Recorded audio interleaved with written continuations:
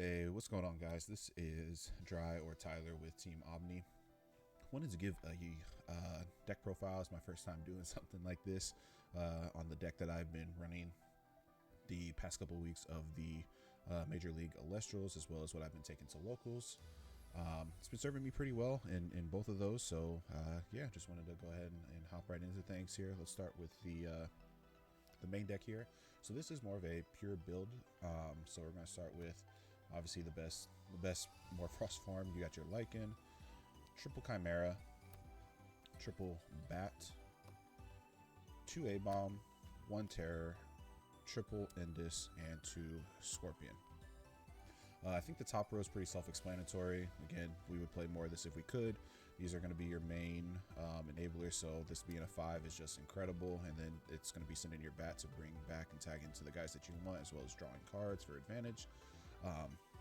A-Bomb, I really like it too, because not only is he going to be your late game carry, he's also going to be something that can tag out into anything. I think that effect is slept on a lot, so having it at 2, because even if you see it early on or in the mid game, having that effect to be able to tag out into one of the guys that you want to see that's already been sent to the underworld is really good in my opinion. Because off Indus, for example, because I play this at 3 just because I love seeing this guy, especially going first. I mean, this is incredible going first. It's going to be setting up your underworld, and it's going to be something your opponent has to deal with on their turn. They have to either use some type of removal on it, or if they don't, they are going to be losing a back row if they just destroy it by battle. So I think that playing this guy on your first turn is really good. I like to send usually a Chimera or Terror when I play it, just because if I have something to enable Bat, bringing back these two are going to be some of your main control and your main aggro position. So yeah, that's basically what the Terror is for. It's going to be mainly what you send off your Idness. Also, if you're in a situation where you've gone Lycan, got Chimera and Bat, go Chimera, pitch Bat, bring back Lycan, and now even if you've hard drew this, then you can, if your Lycan lives, you can ascend over it for Terror, and then now you have a Terror that's giving everything -2 instead of what it usually is. So it's not bad hard drawing it. I just prefer to be able to bring a Bat off of Bat instead. Now Scorpion, this is a card I could see coming down to 1, but I really do like it at 2, not only for the the effect that you usually use it for to set something to 0, but also it being a Bat enabler means it comes up more often.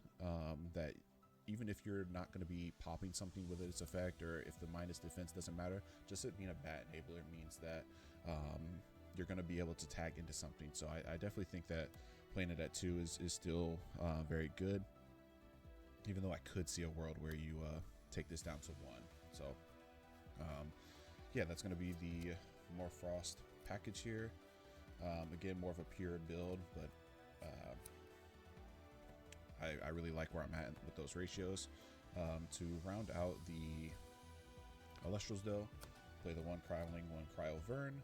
I mean, this is just a smaller package to what we used to have, because it was a there was a limit on Cryovern. So instead of the 3 and 2, you now play the 2 and 1.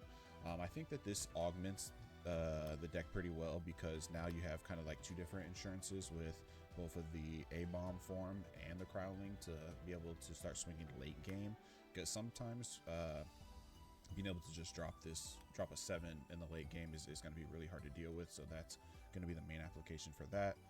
And then the last Celestial Narpoon, I mean, these are just additional copies of Lycan form in most cases. The only time you don't search Lycan with this is if you've already gone through Lycan and you're just looking for another combo piece. But yeah, it being a 4 also I think is really good right now. Most decks that are not fish are gonna have a difficult time dealing with it being a 4. So even if you play this turn 1 and you start searching with your Lycan, they might not even be able to get rid of this on their turn, just because 5s aren't being seen as much outside of the fish deck. So yeah, that rounds out the Elestrals. Now to get into the runes, play 3 Kione, 2 Cryoblast, 2 Mountains, and an Earthquake. Kione, I mean, you want to almost see this card every single clash. I mean, this being able to do your Lycan multiple times is incredible. I've even had situations where I've seen 2 and it adds back both Chimera and Bat in the same turn. So maximizing it at 3, I think, does serve you well. I could see a world where you don't play it at 3, but in my opinion, I think having it at 3 just serves you so well in a lot of situations, because even seeing multiple copies does have some utility. Cryoblast, I believe that this is going to be a card that's going to be swapped in and out depending on what's meta right now. I think Frost is kind of taking a backseat a little bit in the current meta, so I feel comfortable enough to play it in the main. And so this being paired with Scorpion, you know, is popping things left and right. So I still think that this is really good. Mountain with Terror means that 5s naturally aren't going to be able to deal with it anymore. So I really like it. It's a card that you really like seeing, but you don't want to see multiples of it. So I think that's why I have it at this 2 ratio. But at 1, I just wasn't seeing it enough, so I did bump it up, and it hasn't given me issues at 2 so far, so I've kept it there. But yeah, I still really like that this card in Morphrost, because everybody you're playing is so low to the ground. Just getting that +1/+1 can be impactful. Earthquake, I mean, this is, you're gonna play this in every single deck that can afford 2 Earth Spirits, so it's pretty self-explanatory addition. I do really like it. Now into the Omnis.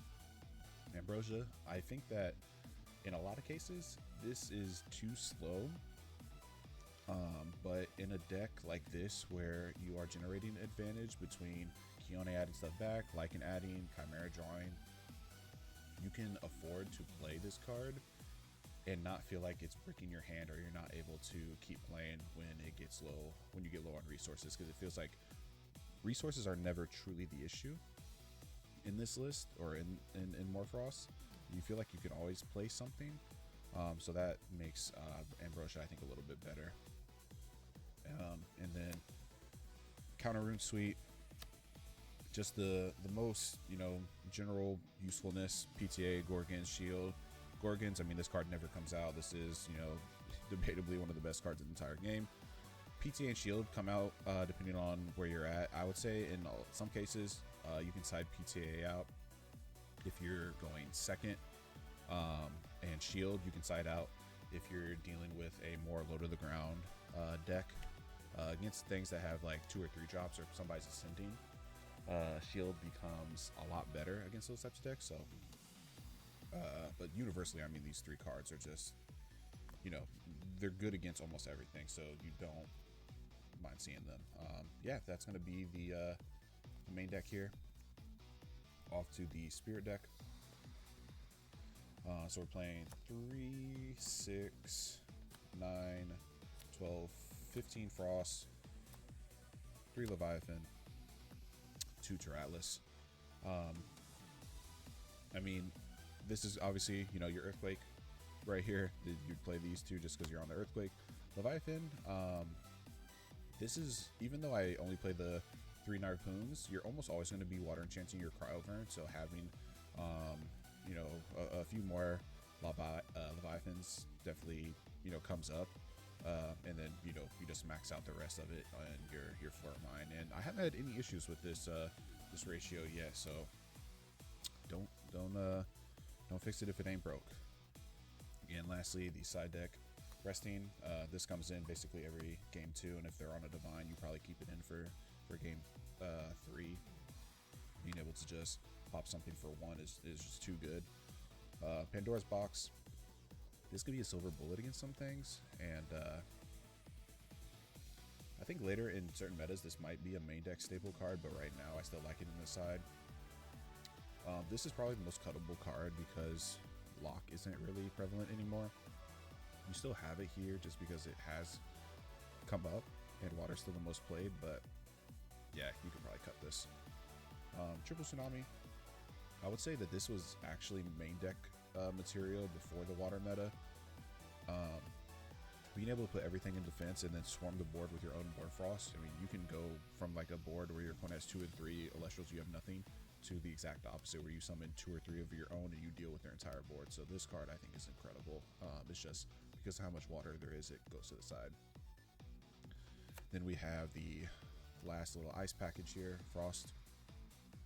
Brummelinks and Ice Age. This is basically Brummelinks is a 1-card enabler for Ice Age, so it's a 2-card combo. You just search Mountain, and Brummelinks. You disenchant for your Ice Age to deal with things that swarm. I do like it, even though it doesn't come up a ton. It's more just utility than anything against, like even with fish swarm so much that something like this, it doesn't feel horrible, and it can come up where you need a board wipe. But yeah, this is, just having that board wipe option is nice. But yeah, no, that is going to be my Morphrost list. Again, this is the first time I've ever done something like this, so definitely leave any comments, questions, concerns. Definitely want to bring those up to me. In the MLE, I played against a Hermes and a Dionysus list. Got 2-0 on both of those, so it definitely did well in those 2 matchups. I think this deck actually cooks Dionysus. When you have Terra out, it feels like Dionysus has nothing it can do, because like everything that they have just targets. And then in locals, I have a lot of Dionysus players as well, so it does well there too. The last locals, I also took it home, so yeah, it's been serving me well. Fish is obviously going to give you issues in some cases, but that's just the nature of it being the best deck. So yeah, again, thank you guys so much for watching. Please, if you have any suggestions, leave them in the comments below. And yeah, again, this is Tyler, and shout out to Team Omni. Thank you.